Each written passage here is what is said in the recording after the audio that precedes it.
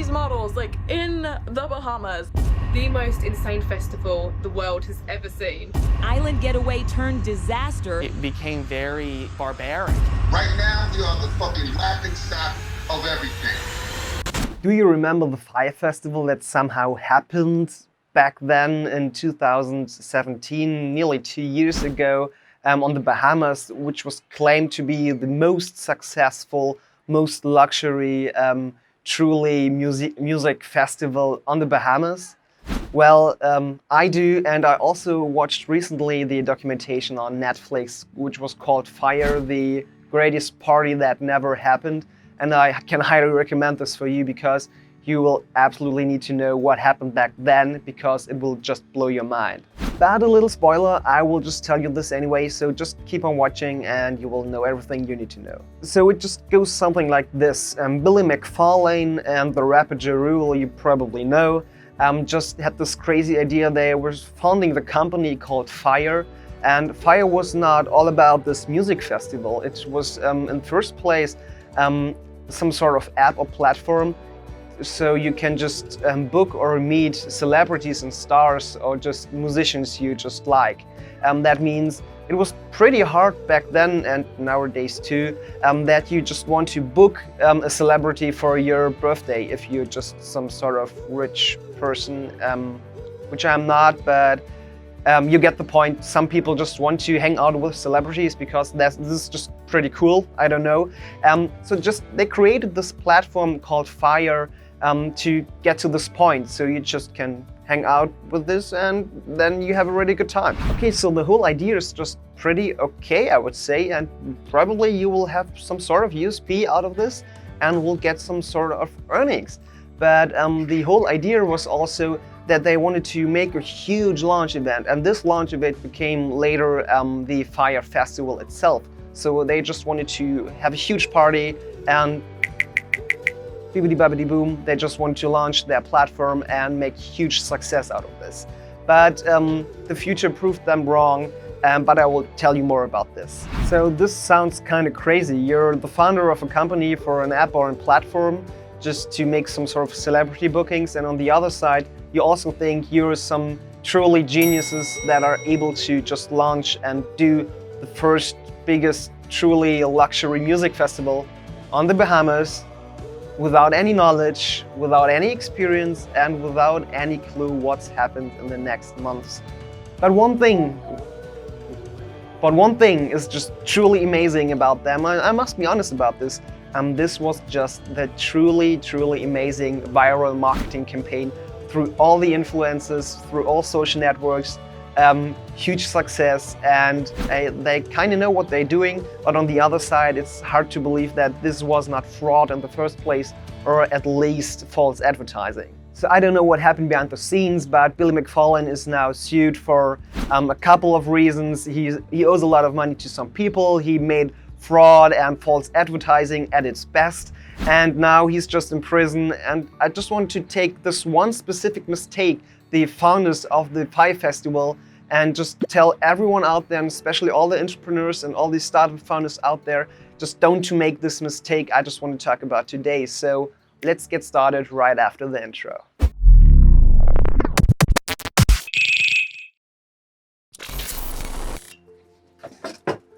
So here we go, and welcome to the Idea of Technology. My name is Michael, and today it's just my humble opinion about the Fyre Festival and what is this one specific mistake the founders or the people behind the Fyre Festival did in the past, and why this will happen in the future too, especially for campaigns, crowdfunding campaigns on Indiegogo or Kickstarter. So I just backed the most successful crowdfunding campaign that ever existed in the history of crowdfunding campaigns and platforms like Indiegogo or Kickstarter. It is the MATEX. It's an affordable e-bike for a really affordable price out there, and I thought this would be a pretty good deal and I can commute to work or somewhere else. But I haven't the bike yet.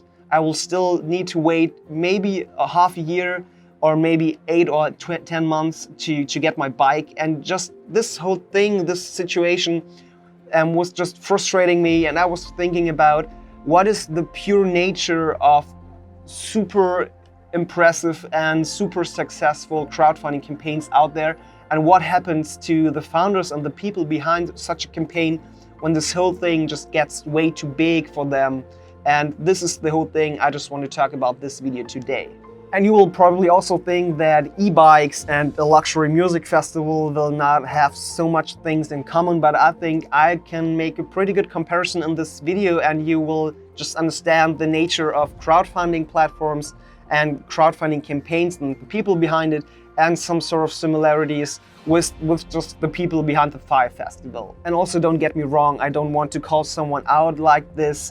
I want to say this is a bad guy, this is a good guy, or just don't invest into some crowdfunding campaigns. There are a lot of really passionate people behind it and want to deliver a really, really good and successful product just to you, the customer, and I really appreciate this. On the other side, there are also people like Billy McFarlane, the guy behind the Fyre festival, I already talked about, and he's a really twisted and wicked mind when it comes to taking people's money that does not belong to him, and also make false advertising and fraud against people, and just ripping off investors with a crazy idea that will never happen, and just to spend money on expensive hotel rooms. I don't know what really happened there. And I know he's in prison now, I know he got a lawsuit and everything. So I will just leave this here. I don't want to call someone out here in this video. So my main focus is more about how these companies are dealing with their money they get all of a sudden becoming successful, mainly because of huge and really expensive viral campaigns on social media. And this is just really fascinating how this happened and when this will happen to just several of these campaign owners, what they will make with this success, with this money, and are they getting greedy or what they want to do in the future. Okay, so back to start. If you have some sort of idea that never happened or existed before, you will probably need a really, really good video. And in this video, that should be just everything in it. Your idea, your product, everything that makes it viral, that is just suitable for every social media platform, that everyone that watches this video just gets the attention and just wants to invest into your idea and into your product. And this is just maybe the start, and I think both of them, Fyre and the MATEX campaign owners, just made an extremely good job into delivering a video that everyone thinks just like, man, I need to give them my money. But also a little hint on this side, if you just have this video and you're just talking about what you will deliver, it's way easier to underpromise and overdeliver than just do this the opposite way, because it's pretty hard to create an imagination of the deliverable you just want to get to everyone out there, and at the end it's just something completely different, or you're just also pretty bad, you're just nearly 1 year on the other side of your timeline. And just keep this in mind, and you should just avoid this. And the last sentence just brings me to the second part of this. You can't just stretch your timeline over and over again just to say, okay, we have production issues, we need to change the vendor, supplier, or whatever. I know this. There might be some troubles and some challenges along the way to get the product or the idea just ready to the customer, but the complete thing, just thinking, okay, and we can just stretch the campaign over and over again and just keep also the campaign side online and just collecting more and more money to just make more money, is just pretty bad behavior compared, and also in addition to the really weak transparency and communication skills. So the only thing that will just result on the customer, on the founder side of these crowdfunding campaigns, is just the idea that the founders of this campaign are getting greedy and just want to collect more money because they think this is just a really good idea just to do so. And you probably just stick to your plan in the first place, and this is probably the best idea you can just go for. Because if you think about crowdfunding, one of the main reasons I do this, and I do this just quite a lot, nearly on a daily basis, I'm just funding some campaigns I'm interested in, or I just believe the founders are able to deliver this product or this idea, is that it's some sort of exclusive. So for a certain time, you just get exclusive access to a product that no one else just has. And the idea that just you expand a campaign over and over again and everyone just gets this discount or this price, it's just you feel some sort of tricked, and this feeling is just so deep in mind, deep in the heart, that it's pretty hard to come over this feeling. And part 3 is just all about the money they make. So if you think about, or if you just watch the Fyre documentation on Netflix, you will notice these are just about huge amounts of millions of dollars just coming from the investors and just people buying the tickets. And there were just Fyre festival tickets for nearly $100,000 with private jet and yacht and whatever out there you can just think about a luxury music festival.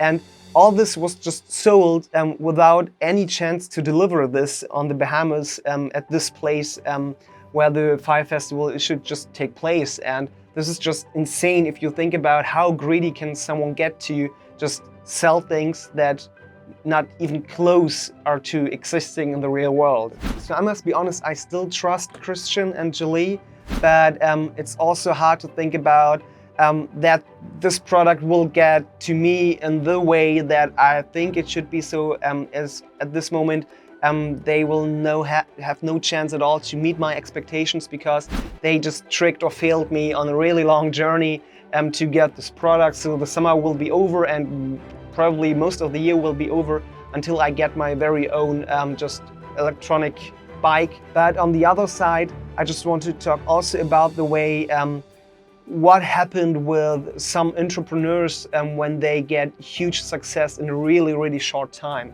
So the main problem for me is with the Fyre Festival that I think there are a lot of really, really good and hard-working people behind this festival, but it failed just because of one particular reason. This one thing just gets so big and so successful in such a huge, in such a short time, and in this short time you just still think you have the skills to just do so. Even though you don't have the experience, you still think, okay, I can handle this, I'm an entrepreneur, I know what I'm doing, and I don't need any help, no external help to get this going. And this is probably the biggest mistake you can make. Billy McFarlane just made this mistake the whole journey along till day 0, and everything just crashed and nothing worked. And they also risking human life there, which is not reasonable at all. So this is just pure human failure at this point. And on the other side, if you look on the crowdfunding campaigns, especially the MATE campaign, I think if you're a funder of a campaign and you expect $50,000 and you get 17 million instead, this is just way over your head and just way more than you can handle for yourself. You need help, and you need help quick, and you need people that have experience in the field. You need them to, and this is just one of the biggest things you just need to focus on. If you do so, just get the people that can handle the job. And I think this is important, so all the people out there don't have the feeling that they get tricked, this is false advertising, fraud, whatever. So they always have the feeling, okay, the right people with a certain amount of experience and skills working on this thing to make it going pretty fast, pretty straightforward. And I also need to tell you, MATE owners, Michael and Julie, it's not a good communication when you just being on Coachella, doing a lot of Instagram ads and a lot of ads on Facebook or whatever on the internet everywhere. I ever clicked on a MATEX, I get ads everywhere on the internet, which is just ridiculous. So I know they take a huge amount of the money and invest this into marketing campaigns, and I don't get the point where you don't stick your heads together and focus on the problems you have and deliver a really good product, instead just wasting your money to the left, to the right, to get even more attention, more marketing, and sell even more bikes with a crowdfunding platform. So the best thing is probably just meet the expectations of your customers, or at very least, just meet your own expectations and just stick to this one thing you just communicated in the first place. And if you can deliver the product you just promised, everything is fine. So I will be fine too. So at the end, I just hope that there will literally no Fyre Festival 2.0. Please, Jurul, just don't do this. This is probably a really, really horrible idea. No Fyre Festival on the Bahamas, please. And on the other side, I just hope that every MATEX backer just watching this video just get his or her bike in the scheduled timeline as promised from the founders, and at least at the end of the year. So I will get just mine at the end of the year, and I will absolutely do a review about it. So just keep an eye on the channel if you want to watch this review, which will be pretty honest. So the learning of the day is probably just don't fall for things that are looking too pretty or too amazing, and especially when just models and influencers and just everyone is talking about it and posting just things at the same time. You probably know there's a big campaign behind it, and it's more about marketing than about the deliverables and the things you will get and you will have from this whole product, idea, campaign, whatever. So just use your brain from now then if you want, and also just spend only money that you really have and just can afford at the end. So if you dislike this video, you know what to do. But if you liked it, hit like down there, get subscribed, and enable the notifications with the bell icon so you won't miss any future video of the idea of technology. And I just want to say thank you very much for watching. Have a great day. Bye.